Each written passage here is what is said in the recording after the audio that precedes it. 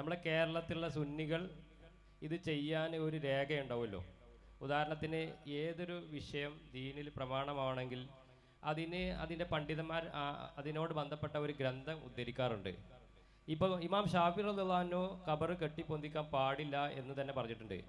എങ്കിൽ പിന്നെ കേരളത്തിലുള്ള ബഹുഭൂരിപക്ഷം വരുന്ന ആളുകൾ ഏത് ഗ്രന്ഥം അവലംബിച്ചിട്ടാണ് ഇത് ഹറാമാണ്, പാടില്ല, ഷിർക്കാണെന്നുള്ളത് നേരെ ഓപ്പോസിറ്റിലേക്ക് മാറ്റാനുള്ള കാരണം ഏത് ഗ്രന്ഥമാണെന്ന് ഒന്ന് പറഞ്ഞു തരാൻ പറ്റുമോ?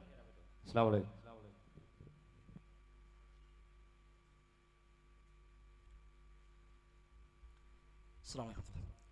വളരെ ന്യായമായ, നമ്മളെല്ലാവരും മനസ്സിലെപ്പോഴും ചോദിക്കുന്ന ചോദ്യമാണത്. യഥാർത്ഥത്തിൽ ഒരു ഗ്രന്ഥവും അവർക്കത് തെളിവായി പറയാനില്ല എന്നതാണ് വസ്തുത. ഏതെങ്കിലും കിതാബ് എടുത്തില്ല, ഈ കിതാബിൽ ആധികാരികമായി ഇന്ന പണ്ഡിതൻ പഠിപ്പിച്ചത് കൊണ്ടാണ് ഞങ്ങളിത് ചെയ്യുന്നത് എന്ന് പറയാൻ അഹ്ലുസുന്നയുടെ ആധികാരിക പണ്ഡിതന്മാരിൽ ഒരാളുടെയും ഗ്രന്ഥം കിട്ടുകയില്ല. പിന്നെ എന്തുകൊണ്ടങ്ങനെ വന്നു? യഥാർത്ഥത്തിൽ ഇവിടെ ഇതുവരെ വിശദീകരിക്കപ്പെട്ടതുപോലെ നബിയുടെ ഹദീസുകൾ ധാരാളം ഹദീസ് എണ്ണി എണ്ണി എണ്ണി പഠിപ്പിക്കുന്നു. ഖബർ എടുപ്പുണ്ടാക്കാൻ പാടില്ല, ഇരിക്കാൻ പാടില്ല, കുമ്മായം ഇടാൻ പാടില്ല, എഴുതാൻ പാടില്ല, ചവിട്ടാൻ പാടില്ല തുടങ്ങി വ്യത്യസ്തമായ ശൈലികളിൽ ധാരാളം ഹദീസുകൾ അഭിഷേകമായി ഉദ്ധരിക്കപ്പെടുന്നു. സ്വഹാബത്തിന്റെ ചെയ്തിയും അലി ഇബ്നു അബി ത്വാലിബിന്റെയും ഒക്കെ ഈ വിഷയം പറഞ്ഞപ്പോൾ അതിലും നമുക്ക് അങ്ങനെ തന്നെയാണ് കാണുന്നത്. ഫുദാൽ ഇബ്നു ഉബൈദിന്റെ കൽപ്പന നമ്മൾ നേരത്തെ ഇവിടെ 2 പ്രാവശ്യം ആവർത്തിച്ച് കേട്ടു. താബിഈങ്ങളും തബഉ താബിഈകളും ഇതിനുശേഷം ഇമാം ഷാഫി അടക്കമുള്ള പ്രഗത്ഭരായ ഫിഖ്ഹിന്റെ കർമ്മശാസ്ത്ര പണ്ഡിതന്മാരും അങ്ങനെ തന്നെയാണ് പഠിപ്പിച്ചത്. ഇമാം നവവി, ഇമാം അസ്ഖലാനി അടക്കമുള്ള അഹ്ലുസുന്നയുടെ കർമ്മശാസ്ത്ര രംഗത്ത്, ഹദീസ് രംഗത്തൊക്കെ സേവനം ചെയ്ത പണ്ഡിതന്മാരും അതേ അധ്യാപനം തന്നെയാണ് നൽകിയിട്ടുള്ളത്. പിന്നീട് പിൽക്കാലത്ത് ഇത് വ്യാപകമായി വന്നു. ഷിയാക്കൾ തുടങ്ങി വെച്ചു. അവിടെ നിന്നാണ് ഇതിന്റെ തുടക്കം. ഉമരി പറഞ്ഞു, ഹിജ്റ 3-ാം നൂറ്റാണ്ടിൽ ഷിയാക്കൾ ഹുസൈൻ ഇബ്നു അലിയുടെ പേരിൽ ഇറാഖിൽ തുടക്കമിട്ടതാണ് ജാറം എന്ന ഒരു സംസ്കാരം ഈ ഉമ്മത്തിൽ. അതിനു മുമ്പ് യഹൂദികളും നസാറാക്കളും ചെയ്തിട്ടുണ്ട്. അവരുടെ ശൈലിയാണ് അത്. അതുകൊണ്ട് ഹദീസൊക്കെ പറഞ്ഞത് ലഅനല്ലാഹുൽ യഹൂദ വന്നസാറ ഇത്തഖദു ഖുബൂറ അംബിയാഹിം മസാജിദ്. യഹൂദികളെയും നസാറാക്കളെയും അല്ലാഹു തആല ശപിച്ചിരിക്കുന്നു. കാരണം അംബിയാഇന്റെ ഖബറുകളെ അവർ ആരാധനാ കേന്ദ്രങ്ങളാക്കി മാറ്റി. മറ്റു ചില റിപ്പോർട്ടുകളിൽ ഇത്തഖദു ഖുബൂറ അംബിയാഇഹിം വസ്വാലിഹീഹിം മസാജിദ, അംബിയാഇന്റെയും സ്വാലിഹീങ്ങളുടെയും ഖബറുകളെ അവർ ആരാധനാ കേന്ദ്രങ്ങളാക്കി മാറ്റി എന്നാണ്. എന്നാൽ പിന്നീട് ഷിയാക്കൾ ഇത് കൊണ്ടുവന്നു. അന്ന് അഹ്ലുസുന്ന അതിന്റെ കൂടെ ഇല്ല. ഷിയാക്കൾ ലോകത്ത് ഖബർ കെട്ടിയുയർത്തുന്ന സംസ്കാരം ഹിജ്റ 3-ാം നൂറ്റാണ്ടിൽ തുടങ്ങി. അതാണ് ഈ ഉമ്മത്തിലെ ചരിത്രത്തിൽ തന്നെ 1-ാമത്തെ ജാറമായി ചരിത്രത്തിൽ രേഖപ്പെട്ട് കിട്ടുന്നത്. അന്നത്തെ ഹുസൈൻ ഇബ്നു അലി ഇബ്നു അബി ത്വാലിബിന്റെ മകൻ ഹുസൈൻ റളിയല്ലാഹു അൻഹുവിന്റെ പേരിൽ ഇറാഖിൽ ഷിയാക്കൾ സ്ഥാപിച്ചെടുത്ത ജാറമാണ് 1-ാമത്തെ ജാറം. അത് പിന്നെ ഷിയാക്കളിൽ നിന്ന് സൂഫികൾ ഏറ്റെടുത്തു. സൂഫികളുടെ വലിയ വലിയ നേതാക്കന്മാർ അവരൊക്കെ മരിക്കുമ്പോൾ ആ നേതാക്കളുടെ പേരിൽ ആ ഖബർ പ്രത്യേകമായി ആദരിക്കപ്പെടുകയും ആ ഖബർ പ്രത്യേകമായി ശ്രദ്ധിക്കപ്പെടുകയും അവിടെ ആൾ വന്ന് കൂടുകയും ഒക്കെ ചെയ്യുന്ന ഒരു പ്രവണത പിന്നെ വ്യാപകമായി ഉണ്ടായി വന്നു. അതിനുശേഷമാണ് ചില പിൽക്കാലക്കാരായ പണ്ഡിതന്മാർ ഇങ്ങനെ ഖബർ കെട്ടിയുയർത്തുന്നതിൽ ചില ന്യായങ്ങളൊക്കെ പറഞ്ഞൊപ്പിക്കാനായി ശ്രമിച്ചു പോന്നത്. ഇമാം നവവി അടക്കമുള്ള, അസ്ഖലാനി ഇമാം അടക്കമുള്ള പണ്ഡിതന്മാർ ഇത് പാടില്ല എന്ന കൃത്യമായ കണിശമായ നിലപാട് തന്നെയാണ് പഠിപ്പിച്ചു വെച്ചത്. അതിനുശേഷമാണ് സൂഫികൾ ലോകത്ത് വ്യാപകമായ കാലഘട്ടങ്ങളിൽ 600, 700, 800 കൊല്ലങ്ങളിലൊക്കെ തസവുഫ് വ്യാപകമായി വന്നു, ത്വരീഖത്തുകാർ വ്യാപകമായി വന്നു. ആ സൂഫികൾ ഇത് വ്യാപകമായി കൊണ്ടു നടന്നു. ചില ഭരണാധികാരികളുടെ സപ്പോർട്ടുകൾ അതിന് കിട്ടുകയും ചെയ്തു.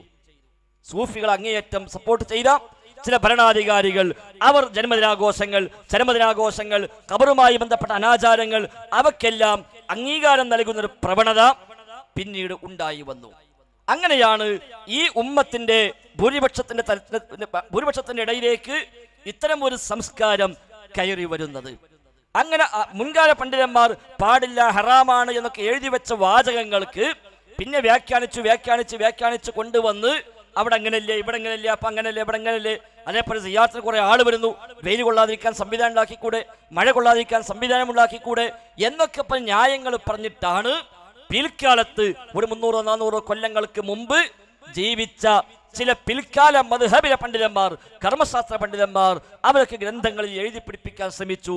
ഇത് അംബിയായിന്റെയും ഔലിയായിന്റെയും ഖബറൊക്കെ ഇതിന് ഒഴിവാക്കി പറയേണ്ടതാണ്, അവർക്കൊന്നും ഈ നിയമം ബാധകമല്ല എന്നൊക്കെ പറയുന്ന ഒരു പ്രവണത പിന്നീട് ഉണ്ടായി വന്നു.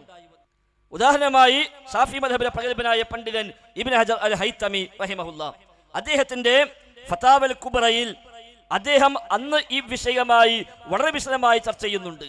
ആ ചർച്ച അദ്ദേഹം പറയാം, ഇന്ന് മുസ്ലിം ഉമ്മത്ത് വ്യാപകമായി പരീക്ഷിക്കപ്പെട്ട കാര്യമാണ് ഖബറുകൾ കെട്ടുയർത്തപ്പെടുന്ന വിഷയമെന്നത്. അദ്ദേഹത്തോട് ഒരു വിശദമായ ചോദ്യമുണ്ട് അദ്ദേഹത്തിന്റെ ഫതാവൽ കുബ്രയിൽ. അതായത് അദ്ദേഹത്തിന്റെ നാട്ടിൽ ഉണ്ടായ ഒരു ചർച്ചയാണ്. ഒരു വിജനമായ പ്രദേശം, മഴ പെയ്താൽ വെള്ളം അതിലൂടെ ഒഴുകിപ്പോകാറുണ്ട്. ആ സ്ഥലം ആരുടേതാണ് എന്നോ എന്തോ ഒന്നും ആർക്കും അറിയില്ല. ചില ആളുകളൊക്കെ ആ സ്ഥലത്ത് കൊണ്ടുവന്ന് മയ്യത്ത് മറമാടി പോകാറുമുണ്ട്, എന്നാൽ ഖബർസ്ഥാനൊന്നുമല്ല എന്ന് അദ്ദേഹത്തിന് ചോദ്യമാണ്. ഇപ്പൊ അടുത്തൊരു മഹാനായ സ്വാലിഹായ മനുഷ്യൻ മരിച്ചപ്പോൾ ആ മനുഷ്യന്റെ മയ്യത്തും ആ സ്ഥലത്ത് മറമാടി. അപ്പൊ ചില ആളുകൾ പറഞ്ഞു, ഒരു മഹാന്റെ ഖബറല്ലേ, നമുക്കവിടെ അത് കെട്ടി ഉയർത്തി അതങ്ങനെ ഒന്ന് പ്രത്യേകം സംരക്ഷിക്കാം. ചിലര് പറഞ്ഞു അത് പാടില്ല എന്ന് പറഞ്ഞു. അതുകൊണ്ട് ഈ വിഷയത്തിൽ എന്താണ് ശരിയായ അഭിപ്രായം എന്ന് താങ്കൾ പറഞ്ഞു തരണം എന്ന് അന്ന് ജീവിച്ചിരിപ്പുള്ള പ്രഗത്ഭനായ പണ്ഡിതനായ ഷാഫി മദ്ഹബുകാരനായ ഇബ്നു ഹജർ അൽ ഹൈതമിയോട് വന്ന് ചോദിക്കുകയാണ്, ഞങ്ങൾ എന്താണ് ചെയ്യേണ്ടത്? അതിന് അദ്ദേഹം നൽകിയ മറുപടിയാണ് അൽ മൻഖൂലുൽ മുഅ്തമദു, ഉദ്ധരിക്കപ്പെട്ട് കിട്ടിയതും അവലംബ യോഗ്യവുമായ അഭിപ്രായം. കമാ ജസമ ബിഹിൻ നബവിയ്യു ഫീ ശറഹിൽ മുഹദ്ദബ്, ശറഹ് മുഹദ്ദബിൽ ഇമാം നബവി ഉറപ്പിച്ചു പറഞ്ഞതുപോലെ ഹുർമത്തുൽ ബിനാഇ ഫിൽ മഖ്ബറത്തിൽ മുസബ്ബല, പൊതുവായ ഖബർസ്ഥാനുകളിൽ കെട്ടുയർത്തൽ ഹറാമാണ് എന്നതാണ് ഏറ്റവും ശരിയായ അഭിപ്രായം. ഫഇൻ ബുനിയ ഫിഹാ ഹുദിമ, അങ്ങനെ നിർമ്മിക്കപ്പെട്ട് കഴിഞ്ഞാൽ ഹുദിമ, അത് പൊളിക്കപ്പെടുകയും വേണം.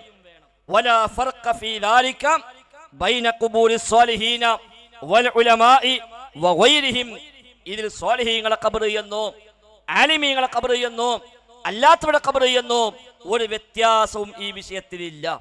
ഇനിയുള്ള വാചകം ശ്രദ്ധിക്കുക, അതാണ് ചോദ്യവുമായി ബന്ധപ്പെട്ടത്. എന്നാൽ വമാ ഫിൽ ഖാദിമി, ഖാദിമ് എന്ന കിതാബിൽ വന്നിട്ടുണ്ട് മിമ്മാ യുഖാലിഫു ദാലിക, ഇതിനെതിരായ ഒരു അഭിപ്രായം. സ്വാലിഹീങ്ങളെ ഖബറാണെങ്കിൽ കെട്ടുയർത്താം എന്നൊരു അഭിപ്രായം ഖാദിമ് എന്ന കിതാബിൽ വന്നിട്ടുണ്ട്. എന്നാൽ ആ അഭിപ്രായമാവട്ടെ ലഈഫുൻ, ദുർബലമായ അഭിപ്രായമാണ്. ലാ യുൽതഫതു ഇലൈഹി, അത് തിരിഞ്ഞു നോക്കുക പോലും ചെയ്യേണ്ടതില്ല. അപ്പൊ ആ കാലമായപ്പോഴേക്ക് ചെറിയ ചെറിയ അഭിപ്രായങ്ങൾ ഓരോരുത്തർ പറഞ്ഞു തുടങ്ങി എന്നർത്ഥം. ഒറ്റപ്പെട്ട അഭിപ്രായങ്ങൾ ഇങ്ങനെ സ്വാലിഹീങ്ങളാണെങ്കിൽ കുഴപ്പമില്ല, മഹാന്മാരുടെയാണെങ്കിൽ കുഴപ്പമില്ല, ഉലമാക്കളുടെ കുഴപ്പമില്ല എന്നൊക്കെ പറഞ്ഞ ചില അഭിപ്രായങ്ങൾ ഇങ്ങനെ പൊന്തി വരാൻ തുടങ്ങി. എന്നാൽ ആ അഭിപ്രായം ദുർബലമാണ്, അത് പരിഗണിക്കുകയേ വേണ്ട, തിരിഞ്ഞു നോക്കുകയേ വേണ്ട. വകം അൻകറൽ ഉലമാഉ അലാ ബാനി ഖുബ്ബത്തുൽ ഇമാം ശാഫിഈ റളിയല്ലാഹു അൻഹു വഗൈരിഹാ, ഇമാം ഷാഫിയുടെയും അല്ലാത്തവരുടെയും ഖബറിനു മീതെ കുബ്ബയുണ്ടാക്കിയ ആളുകളെ എത്രയാണ് പണ്ഡിതന്മാർ ആക്ഷേപിക്കുകയും എതിർക്കുകയും ചെയ്തത്. അപ്പൊ സ്വാലിഹീങ്ങൾക്ക് പറ്റുമെന്നാണെങ്കിൽ ഷാഫി ഇമാമിന്റെ ഖബറിന് മീതെ കുബ്ബുണ്ടാക്കുമ്പോൾ ആലിമീങ്ങൾ എതിർക്കുകയില്ലല്ലോ, അന്ന് എതിർത്തിട്ടുണ്ട്. അപ്പൊ സ്വാലിഹീങ്ങളായാലും പറ്റൂല എന്ന് അതിൽ നിന്ന് മനസ്സിലാക്കാം എന്ന് അദ്ദേഹം പറയുന്നു. ശേഷം അടുത്ത ചോദ്യത്തിലേക്ക് കടക്കുന്നു. അത് കഴിഞ്ഞ് 2 വരി കെട്ടുയർത്താമോ എന്ന ചോദ്യം അദ്ദേഹം അതിൽ കൊണ്ടുവരുന്നു. ഹൽ യജൂസു ബിനാ മാ ഹുക്മു ബിനാഉൽ ഖബരി ഖദ്റ മിദ്മാകൈനി ഫഖത്ത്, മാ ഹുക്മു ബിനാഇൽ ഖബരി ഖദ്റ മിദ്മാകൈനി ഫഖത്ത്, ഖബർ 2 വരി മാത്രം എടുപ്പുണ്ടാക്കുന്നതിന് നിർമ്മിക്കുന്നതിന്റെ വിധി എന്താണ്? അദ്ദേഹം മറുപടി കൊടുത്തു, പറ്റൂല, 2 വരിയും പറ്റൂല, 1 വരിയും പറ്റൂല എന്ന് അദ്ദേഹം പറഞ്ഞു. എന്നിട്ട് ശേഷം അദ്ദേഹം പറയാം, എന്നാൽ ഇന്ന് വൽ ബിനാഉ ഫിൽ മഖാബിരി അംറുൻ ഖദ് അമ്മത് ബിഹിൽ ബൽവാ വതമ്മ, ഖബറുകളിൽ എടുപ്പുണ്ടാക്കുക എന്നത് ഇന്ന് വ്യാപകമായി പരീക്ഷിക്കപ്പെട്ടൊരു കാര്യമാണ്. മുസ്ലിം ഉമ്മത്തിന് ഒരു പരീക്ഷണമായി വ്യാപകമായി ഇന്നത് വന്നുകൊണ്ടിരിക്കുന്നു.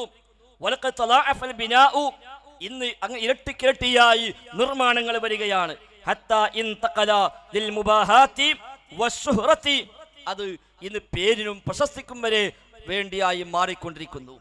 ഖബറുകൾ എടുപ്പുണ്ടാക്കിയ കെട്ടുയർത്തല് പേരിനും പെരുമക്കും വേണ്ടി പ്രശസ്തിക്ക് വേണ്ടി വരെ ചെയ്യുന്ന അവസ്ഥയിലേക്ക് ഇന്ന് എത്തിയിട്ടുണ്ട് എന്ന് പറഞ്ഞുകൊണ്ട് വസുലിത്തത്തിൽ മറാഹീദു അലാ അംവാത്തിൽ മുസ്ലിമീൻ വൽ അസ്റാഫി വൽ ഔലിയായി വഗൈരിഹിം ഫലാ ഹൗല വലാ ഖുവത ഇല്ലാ ബില്ലാ, ആലിമീങ്ങളുടെയും വലിയ വലിയ ആളുകളുടെയും ഒക്കെ ഖബറുകളിൽ വരെ ഇങ്ങനെ വ്യാപകമായി ഉണ്ടാക്കപ്പെട്ടു വരുന്നു.